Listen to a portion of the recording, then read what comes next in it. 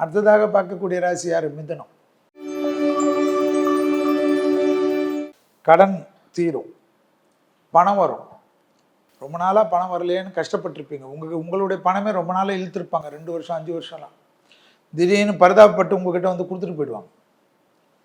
நிலத்தில் பிரச்சனை, டாக்குமெண்ட்டில் பிரச்சனை, பக்கத்தில் பிரச்சனை, லிட்டிகேஷன் பிரச்சனை எல்லாம் சால்வ் ஆகிடும். வழக்குகளில் வெற்றி ஏற்படும். எதிரிகள் விஷயத்தில் இந்த பிரச்சனை தீரும். ப்ரமோஷன் கிடைக்குமா, இன்க்ரிமெண்ட் கிடைக்குமா, அரசாங்க உத்தியோகத்தில் இருப்பவர்களுக்கு பெரும் ஏற்றம் கிடைக்குமா, அரசியல்வாதியாக இருக்கக்கூடிய மிதுன ராசிக்காரர்களுக்கெல்லாம் ஜம்ப்பு, திடீர்னு ஒரு நல்ல பொசிஷன் ஏற்படுமா. தொழில் கண்டிப்பாக நல்லா வரும். குரு அதிச்சாரத்தில் இருக்கிறனால தொழில் ஏற்றம் கிடைக்கும்.